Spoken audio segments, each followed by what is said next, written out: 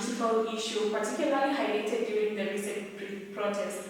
The country's police force has been reportedly accused of using excess force, resulting to injuries and death among demonstrators. Welcome everyone to today's panel discussion. We have with us a diverse group of experts, including government official, victim, psychologist, who is also a mom to the victim, and a political activist. So let's start off with this time. I'm Elizabeth Mikali. I'm a psychologist and also the mother to the victim, Bahati. My name is Bahati Bini. I'm a victim of police brutality. My name is Annette Kashero. I'm Assistant of Cabinet Secretary, Defense Forces, Miss Annette Kashero. I'm Grace Mula, human rights activist. Okay, so to the Cabinet Secretary, various incidents and cases have been reported during the Gen Z protest of police brutality. What measures are currently in place to hold police officers accountable of incidents of police brutality? I'll start off with the police who have evidence of videos, recordings. Currently, the videos, the police who in the videos are currently now being asked questions and seeking justice for the people of Kenya.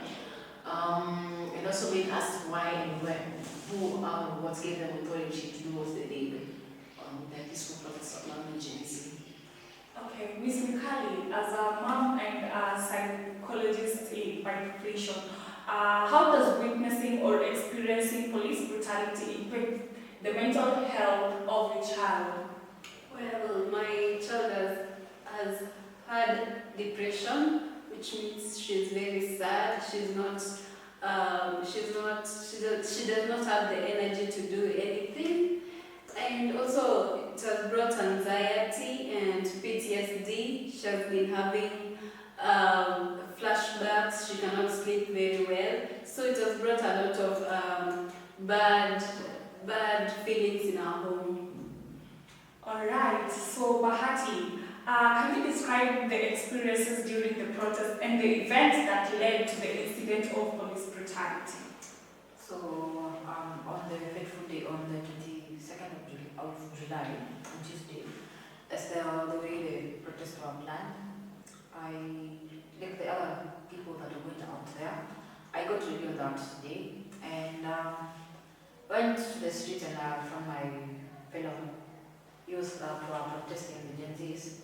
And where people were just protesting peacefully, and the police was trying to disperse the people, and there were 20 others at people. And it was during that time that we were running to hide ourselves from the tear gas that were being thrown and the bullets that were being shot at us. That's when I got shot on my leg and on my hand. And yeah. That's so quite unfortunate. And you're also a student, right? Yeah, I'm a student. Okay, that's so quite unfortunate. So, Miss Grace, activists have been working to bring people together, Gen Zs together, not only to the financial bill, but also to air out their grievances. And you as activists, you're the ones who hold our backs, you have our backs. So what are you working to bring? How have you been working to bring attention to combat police brutality? We as activists have organized protests where we should use our grievances by using the placards. Secondly, we've worked together with other international organizations and journalists who will help us in terms of bringing our concerns and bringing the police that have done these offenses to justice. We've also worked with the government in helping us put the offending policies in prison, and legal action should be done to them. And lastly, we use social media to showcase the types of abuses that we've had, and just to show the world and the media and everyone out there how the police have been treating us unfair. Ms. Kashero, do you think that whatever the police are doing to the peaceful protestants, as we can say, is right? And how does the government ensure that the police force adheres to standards of conduct during the protest? I'll first answer the first question. Yes, I'll say the police were doing the right thing. But the forcing brutality towards the peaceful process was line crossed. Because when they decided to shoot the young protesters with rubber bullets, first of all they started with the water cannons. Others had skin irritation because of that. Then there was the tear gas, where it affected most of protesters. And we even had a case of one of the students, one of the protesters in Mombasa, who died of the tear gas inhalation. And the shooting of rubber bullets and action bullets. So what is the government going to ensure is, first of all, we're going to have some second Sambiana practice among police officers. We're going to take them to a second training on how to control their anger, how to control their tempers, how to control their proud or pride, I don't know which is which. Let me say proud or pride, and how to control also their authority over having licensed guns under the gun scheme. So what we're going to do, we're going to have a second, they're going to do a training. And I think there'll also be mental health among them. Like we're going to offer mental health among the police officers and the police brutalities, and also the young officers out here. And to ensure, how does the government address standards of conduct during protest? We're just going to advise them on not to use force when not required to. Yeah, that's all I can say. Okay, back to Bahati and Chioma, who is also a psychologist. How has this experience affected you physically and emotionally? And Chioma, what are some of the psychological effects of victims who have gone through police brutality? We'll start with Bahati. So physically, being shot, this puts you in a place that you have to, it limits you so much. First you shoot in the leg, but then you shoot on your hand. So your mobility is really limited, so you have to rest most of the time. I can't do most of the activities that I was doing before.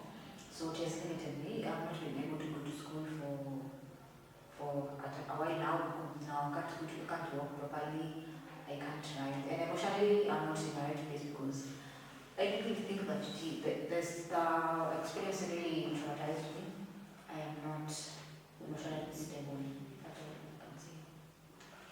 So, I would also add that she's also feeling unsafe because these are the police, they're supposed to protect us, but she was not protected by the police but hurt. It has also brought anger because you're not feeling, you can feel the pain that you're, because of the pain that you're feeling. And it has also insist on depression because you're very sad, you're not doing what you used to do. And also it has brought limitations to what she can do because she used to go to school and also part-time working, and she's not able to do that. Yeah, so that is really drained you financially and emotionally too. Sorry about that. So back to the activists. Media has it that most activists are being kidnapped and abducted for reasons not known to many. What are the main challenges and risks faced by activists during this Gen Z movement for finance bill? Some of the challenges we face are violence, where the police come to our own homes and just unlawfully take us with them. They physically torture us and sometimes kill us for no reason. And this has had a lot of impact on us as activists because our voices need to be heard. And when they kill us, they're reducing the reputation of our voices. Secondly, we've undergone arrests and detention, where the police just come, they arrest us. And also the last we've undergone is police brutality, and also some of the things that police are just coming and the citizens, some of the citizens are siding with the police and they don't want to work together with us to stop the police brutality. They think it's the right thing to do, and government officials are also sidelining us and diminishing our efforts. A question. Have you been abducted? You personally, have you been abducted? Yeah, I was abducted. How was the experience? It was painful and tragic. It was traumatizing. So do you feel safe in the hands of the police, not only the police but also the government officials? Because as Ms. Kashiro said, they have done, she has some things that she has to put in place so that to reduce the cases of police brutality. Do you feel safe in the hands of the government and police as well? No, I don't feel safe. And I don't think my fellow activists feel safe around the police because they're harassing us and treating us as criminals, yet we're just showcasing and helping the youth demonstrate and protest and have their rights and their voices be heard out there. I don't think it's safe for the activists because the police are just kidnapping us and killing us shamelessly. Ms. Kashiro, are there any plans to introduce new policies to address and reform police brutality? Yes, there are. But as of now, they're still being written because we are currently waiting for the nomination of the new cabinet. By the moment they're done, the parliament and the Senate room, we are yet to agree to the new rules or regulations of the police brutality and not protect the citizens of Kenya despite all the cases we've had of brutality, actions and killings.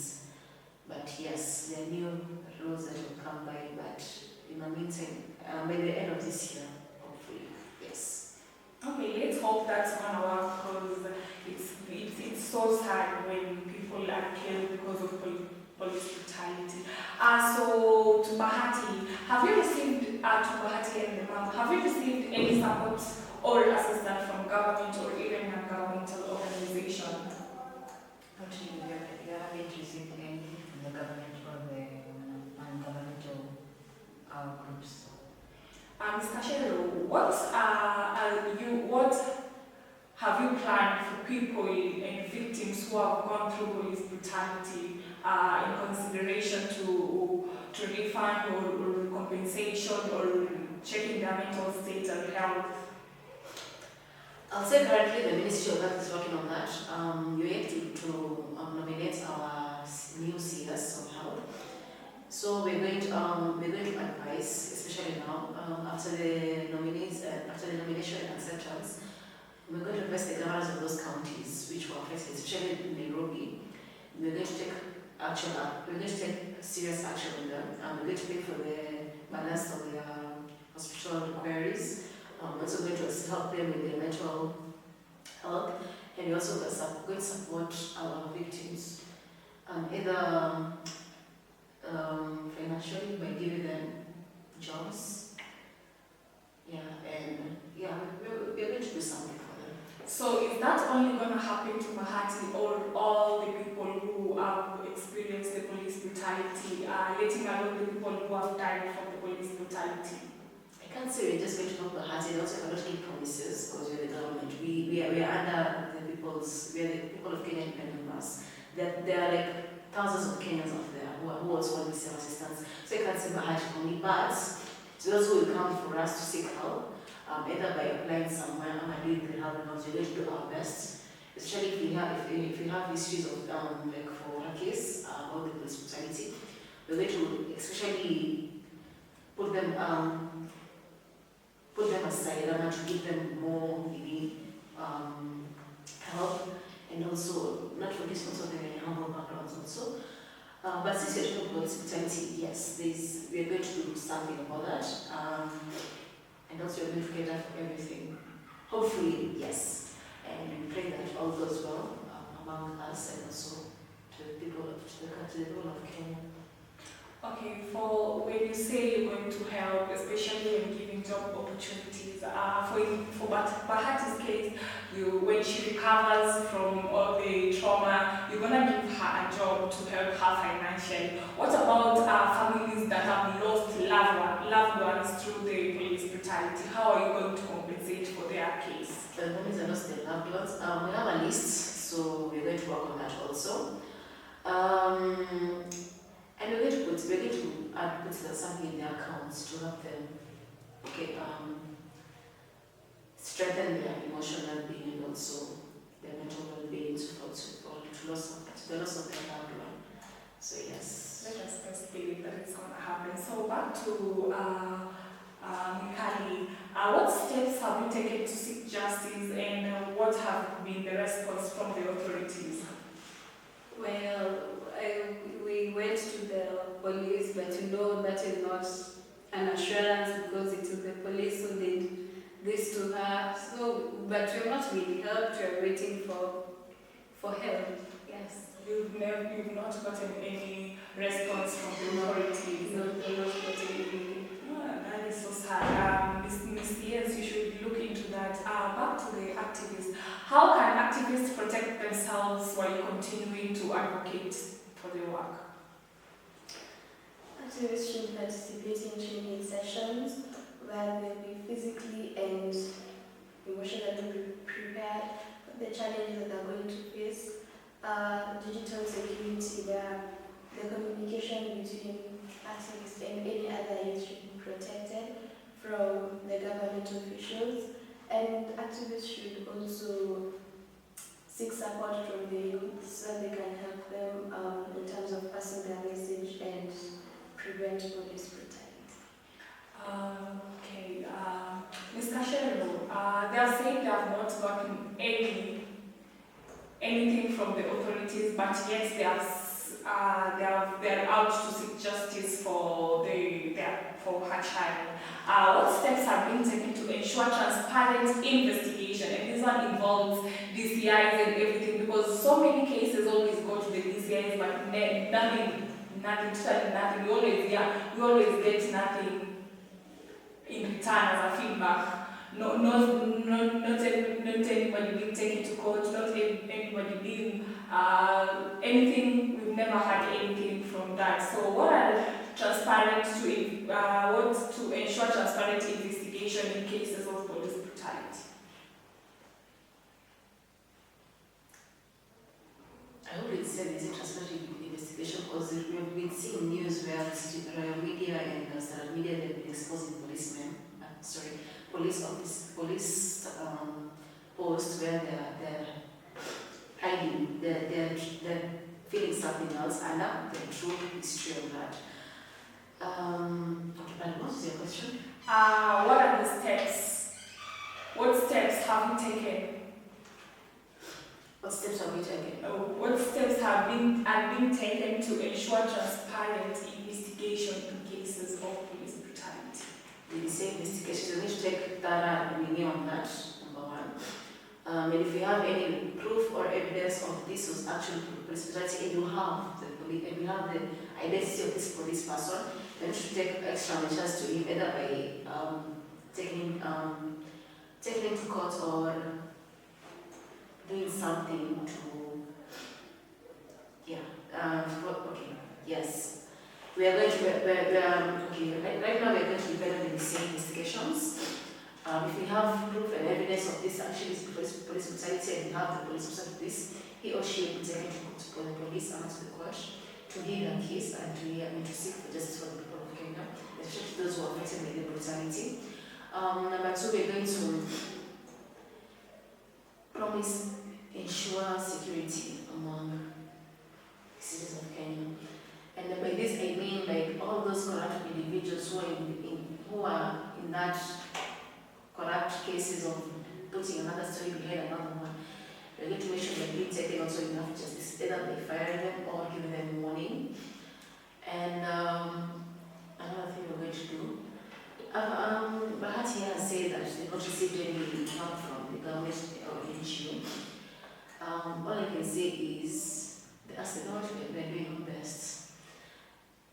Mind you, it's not only the police brutality, also have the extrajudicial killings, the bodies found in the lake. So we're doing something about that. We're working on it.